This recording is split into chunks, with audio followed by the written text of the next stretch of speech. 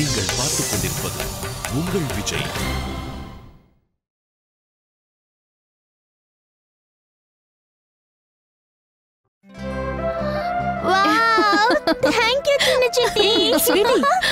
Sweetie உங்க சித்தியை விடுமா, இல்லனா கீழே விழுந்துருவாங்க. முடியாது நான் விட மாட்டேன்.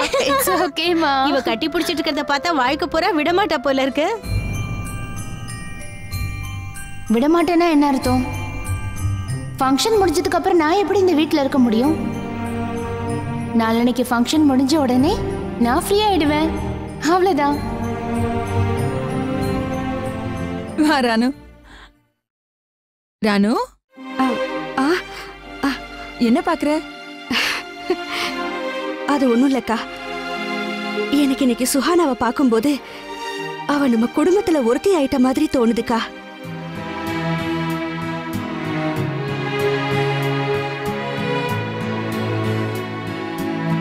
பாத்தீங்களாக்கா, தான் மேல யாரு பாசமா இருக்காங்க, யாரு பாசமா இல்லைன்னு குழந்தைங்களுக்கு தெரியும்.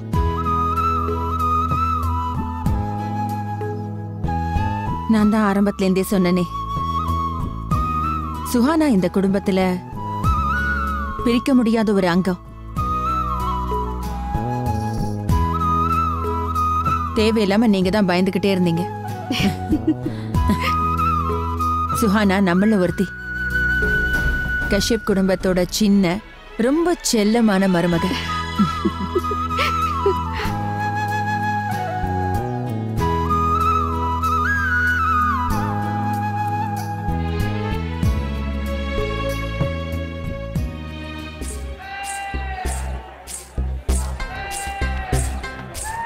அட கடவுளே, மறுபடியும் இந்த மாசம் பட்ஜெட்ல 5000 ரூபாய் துண்டு விழுதாலோ? அண்ணே, இது மாசம் மாசம் நடந்துகிட்டு தான் இருக்கு. அதனால இதையும் மாச பட்ஜெட்ல சேர்த்துருங்க. எப்படிதான் இந்த மாதிரி மாசம் மாசம் செலவு ஏறிக்கிட்டே இருக்கும்? அதேதான் சாப்பிடுறோம், அதேதான் செலவு பண்றோம். இருந்தாலும் மாசம் மாசம் செலவு மட்டும் ஏன் ஏறிக்கிட்டே இருக்கோ தெரியல. என்ன பண்ண முடியும், விலைவாசி ஏறிடுச்சே. பெரிய மாமி வந்துட்டியா நிஷா? இந்தாங்க, இத வாங்கிக்கோங்க. என்ன ஜாஸ்தி கொடுத்துருக்கியா? இந்த 1000 ரூபாய் ஜாஸ்தி கொடுத்துட்டேன். அது இல்ல பெரிய மாமி, சுகுணாவோட கல்யாணத்துக்கு நான் எதுவும் கொடுக்கல இல்லையா, அதுக்குதான். இல்ல மனிஷா, அதெல்லாம் கொடுக்கணும்னு ஒன்றும் அவசியம் இல்லை. அதான் வாங்கி கொடுத்தாச்சுல்ல, இந்த பணத்தை நீயே வச்சுக்கம்மா. அண்ணே, பணத்தை கொடுத்துருங்க. இந்த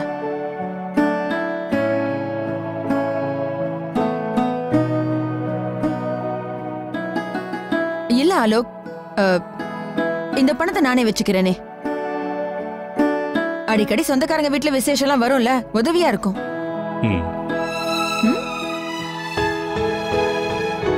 ஆமா, இலேஷ் எங்க? இன்னும் வரலையாமா? வரலையா?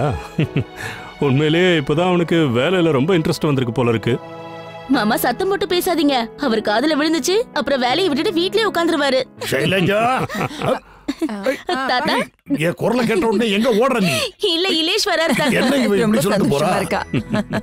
ஆலோக், நீங்க தான் இருக்கியா? ரொம்ப நல்லதா சொல்லுங்கப்பா.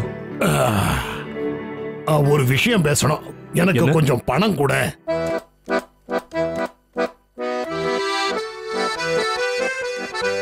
பணமா? ஏன் இல்லையா? இருக்கு, ஆனா ஸ்வீட் வாங்க தர மாட்டேன். நீங்க ஸ்வீட் சாப்பிட ஆசைப்படுறீங்கல்ல, இருங்க நான் அம்மா கிட்ட சொல்றேன். வாய முடுறா, அரஞ்சு என்ன பாரு. எவ்வளவு வேணும்? 500 ரூபாய் கூட போதும். 500 ரூபாய்க்கா ஸ்வீட் சாப்பிட போறீங்க? என்ன நீ? ஏமா அவனை கொஞ்சம் பாரு. என்ன பார்த்தா உனக்கு வேற எதுவும் தோணலையா? நான் ஸ்வீட் வாங்கி சாப்பிட்டுக்கிட்டே இருப்பேனா? எல்லாருக்கும் 1008 செலவு இருக்கும். உனக்கு கொடுக்க விருப்பம் இல்லைன்னா கொடுக்க வேண்டாம். இலேஷ்க்கு பேண்ட் வாங்கணும், அதை நானே வாங்கிக்கிறேன். அப்பா இருங்க இருங்கப்பா, வந்து உட்காருங்க. முதல்ல உட்காருங்க. இலேஷ்க்கு பேண்ட் வாங்க தான் பணம் கேட்டீங்களா இப்போ? ஆமா ஷைலஜா, நேத்து எதிர்ச்சியா அவனோட பேண்ட பார்த்தேன். அவன் பேண்ட் முட்டிக்கு கீழே கிழிஞ்சு இருக்கிறத பார்த்தேன். இப்ப அவன் வேலைக்கு போக ஆரம்பிச்சிட்டான். நல்ல துணிமணி எல்லாம் போட்டுக்கணும் இல்லையா? இல்ல, அவன் ஸ்டைலுக்காக இந்த மாதிரி கிழிஞ்ச பேண்ட்டை கடையில இருந்து வாங்கியிருப்பான். இன்னைக்கு அந்த மாதிரி பேண்ட்டை போட்டுக்கிறது தான் ஃபேஷன். கேட்டியா என்ன சொல்றான் கேளு. இவன் என்னைய முட்டாளாக்க பாக்குறான். உனக்கு பணம் கொடுக்க விருப்பம் இல்லைன்னா இல்லன்னு சொல்லிடுறா. கிழிஞ்சு போன துணியெல்லாம் கடையில விக்கிறாங்களா? அவனுக்கு நானே போய் பேண்ட் வாங்கிக்கிறேன். சரியா? ஐயோ அப்பா ஏன் கோவப்படுறீங்க? முதல்ல உட்காருங்க. வேணாம் நான் போறேன். அப்பா உட்காருங்கன்றல. என்னம்மா நீ உட்காருங்கிற? பணம் கொடுறானா அவன் கொடுக்க மாட்டேங்கிறான். நான் எண்ணிக்கிட்டு இருந்தேன், கொடுத்துட்றேன். இந்தாங்கப்பா. ஓகேவா? பாத்தியா, கொடுத்தா சல்லி காசு கொடுக்க மாட்டேன்னு சொல்றான். இல்லன்னா கூரை பிச்சுக்கிட்டு கொடுக்கறான். 1000 ரூபாய்லாம் எனக்கு தேவைப்படாது, 500 போதும். இந்தா வச்சுக்கோங்கப்பா, தேவைப்படும். அப்பா நீங்க பேண்ட் வாங்க போறீங்கல்ல, ஒருவேளை எக்ஸ்ட்ரா பணம் தேவைப்படலாம்ல, வச்சுக்கோங்க. கூட கொண்டு போறதுல ஒண்ணும் தப்பே இல்லப்பா, வச்சுக்கோங்க. நீ சொல்றதுனால வச்சுக்கிறேம்மா. ஆனா நான் செலவெல்லாம் பண்ண மாட்டேன்னா. சரியா? இலேஷ்க்கு ஒரு நல்ல பேண்டா வாங்கிட்டு வரேன்.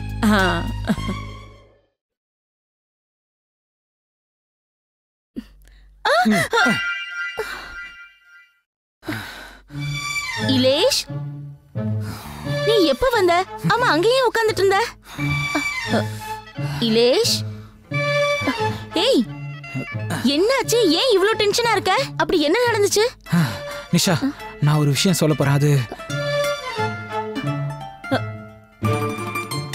இலேஷ், இப்ப கதவை நீ எதுக்காக சாத்துற? நீ இங்க வா, இங்க வந்து இப்படி உட்காரு. ஓ இலேஷ், உன்னோட மட்டமான ஐடியாவை கேட்க எனக்கு நேரமும் இல்ல, இப்ப மூடும் இல்ல. நிஷா, நான் கேக்குறதுக்கு பதில் சொல்லு. உன்னோட பேங்க் அக்கவுண்ட்ல நீ எவ்வளவு வச்சிருக்க? என்ன? எதுக்கு?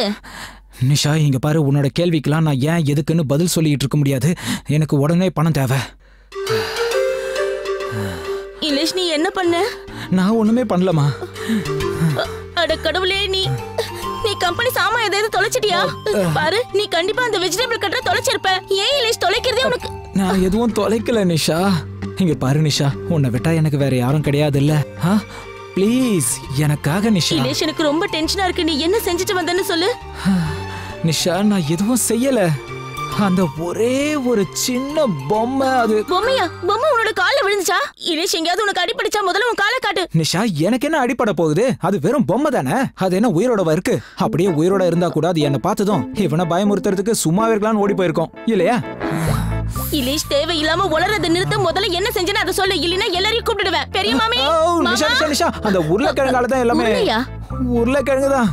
உருளைக்கிழங்க டெமோ பண்ணி காட்டுறதுக்கு நான் கிளைண்ட் வீட்டுக்கு போனேனா, அப்புறம் என்ன, உருளைக்கிழங்கு கை விட்டு நழுவி போச்சு. நான் எதிர்பார்க்காம அந்த பொம்மை நடுவுல வந்துருச்சு. உருளைக்கிழங்குக்கு நடுவுல நீ ஏன் பொம்மையை பத்தி பேசுற? என்ன நடந்துச்சு சொல்லு. ஐயோ, அது எங்க நடுவுல வந்துச்சு? அதுதான் டேபிள் மேல இருந்துச்சுல.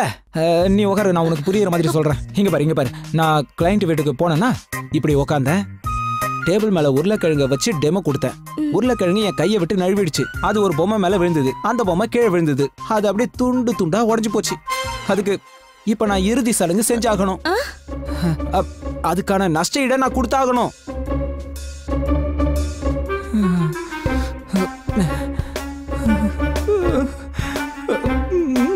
இலேஷ், எவ்வளவு ஆகும்? 25,000.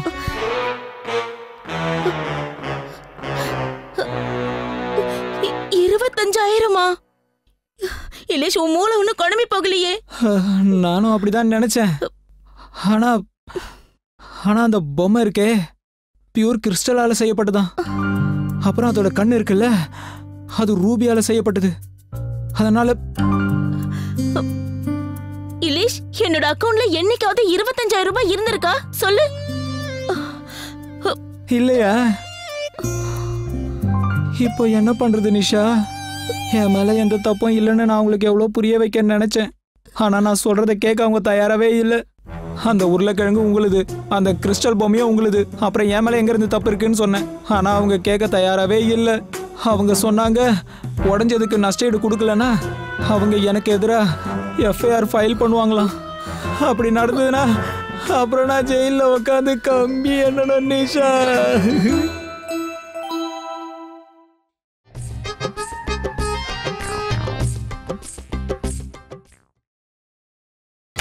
நீங்கள் பார்த்துக் கொண்டிருப்பது உங்கள் விஜய். 25,000 மதிப்புள்ள பொம்மையை உடைச்சிட்டானா?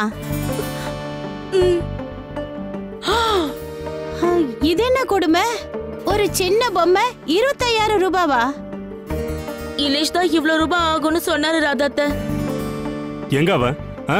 எங்க அந்த அறிவு கட்டவன்? எப்ப பார்த்தாலும் ஏதாவது ஒரு பிரச்சனையை கொண்டு வந்துட்டே இருக்கான். எங்க இலேஷ்?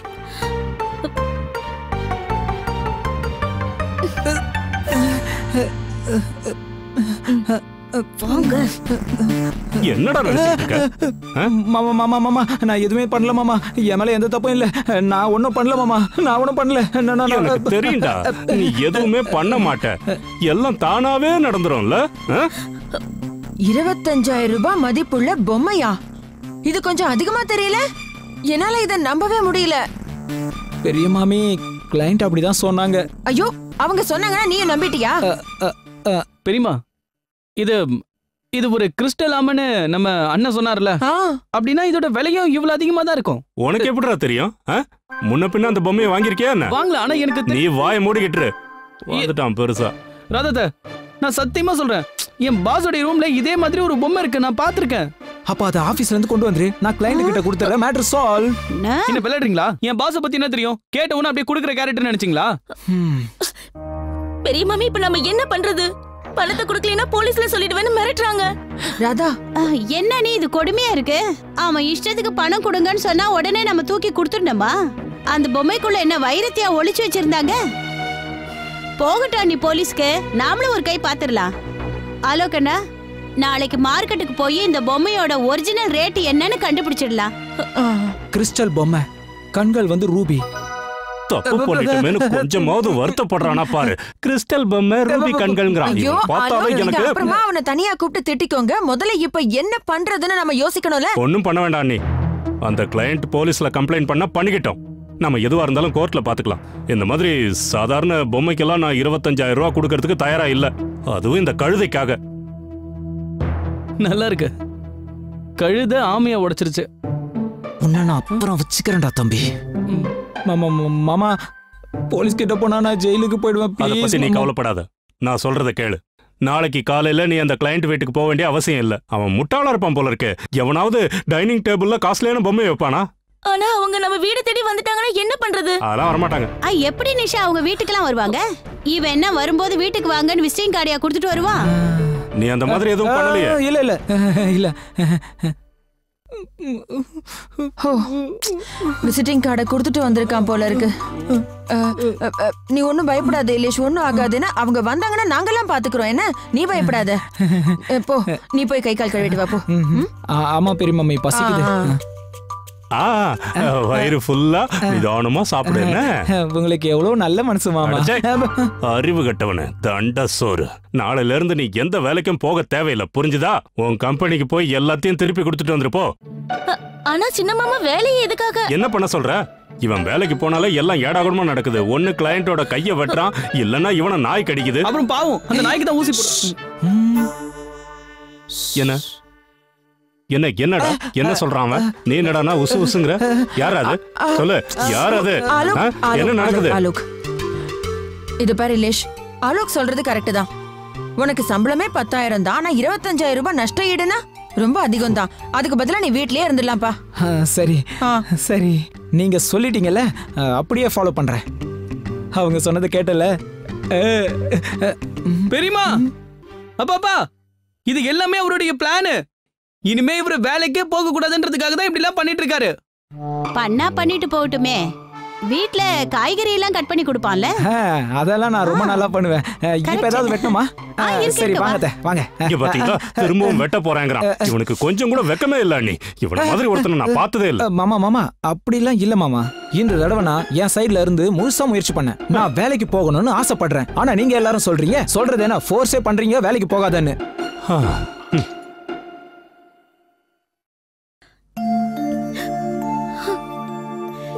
நிஷா, எதுக்கும் பயப்படாத. இங்க யாரும் வரமாட்டாங்க. நான் ஒண்ணு அதுக்கு பயப்படல. அவருக்கு கஷ்டப்பட்டு ஒரு வேலை கிடைச்சது. ஆனா அதுவும் இப்போ. நிஷா, இது பார், அழக்கூடாது. ரொம்ப கவலைப்படாதம்மா, நாங்க இருக்கோம்ல.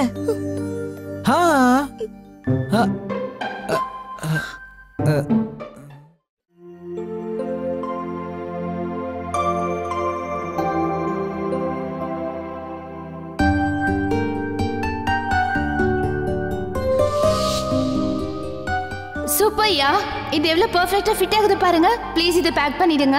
சாரி மேம், இந்த ரிங் எங்களால உங்களுக்கு கொடுக்க முடியாது. இந்த ரிங் வேற ஒருத்தவங்க ஆர்டர் கொடுத்து பண்ணது.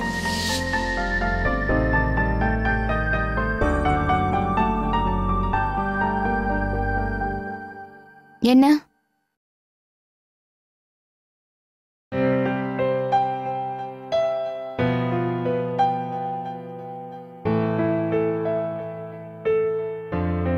இஷான், நீ சந்தோஷமா இருக்கிற சோனா?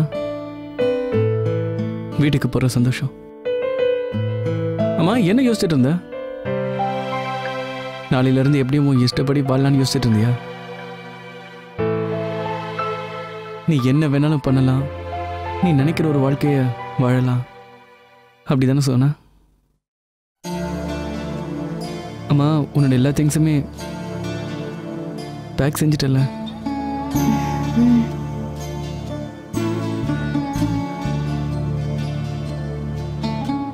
ஏதாவது விட்டு போயிடுச்சுன்னா அது நீ எங்க வீட்டுல கொண்டு வந்து கொடுத்துரு.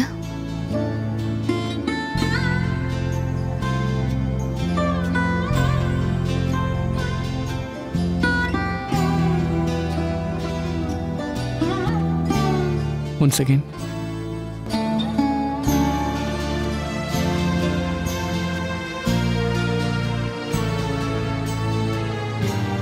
Parting gift. நாளைக்கு அப்புறம் ரெண்டு பேரும் சந்திக்காம கூட போயிடலாம்.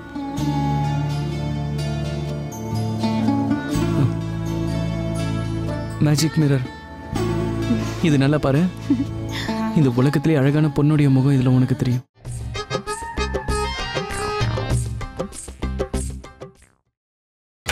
நீங்கள் பார்த்துக் கொண்டிருப்பது உங்கள் Vijay.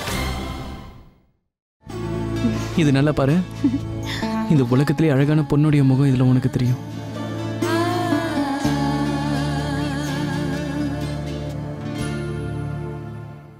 Ishan,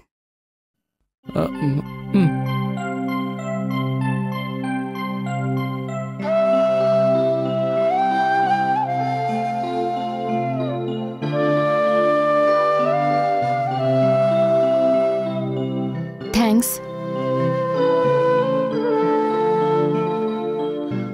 Ishan, I mean, can I ask you something?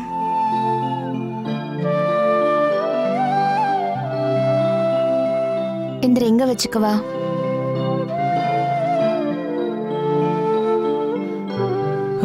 ஏன் கேக்குற?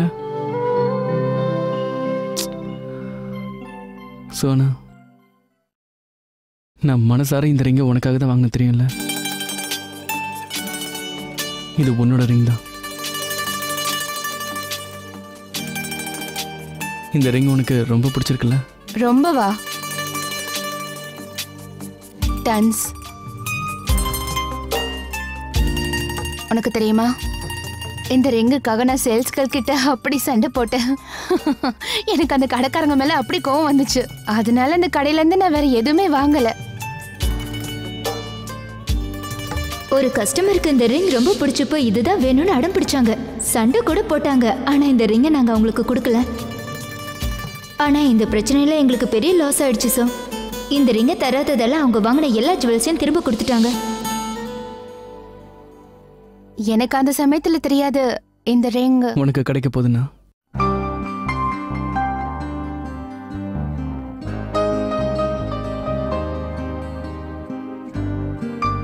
எனக்காக. உனக்கு தெரியுமா, அன்னைக்கு எனக்கு உன் மேல, ஐ மீன் உன் மேல இல்ல, இன் general, I hope you understand, எனக்காக செய்யப்பட்ட இந்த ரிங்கை தன்னோட ஒய்ஃப்காக வாங்குற அந்த முட்டாள் மேல எனக்கு பயங்கர கோவம் வந்துச்சு.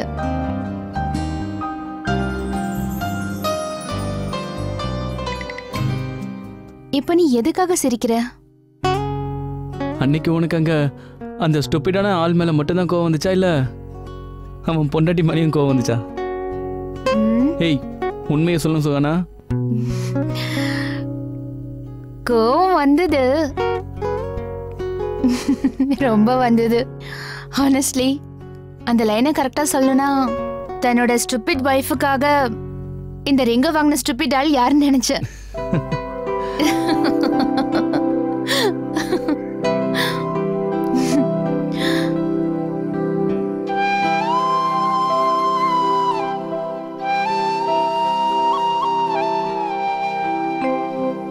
நீ என்னை விட்டு போனாலும் ஒரு விஷயத்துல சந்தோஷமா இருப்பேன்.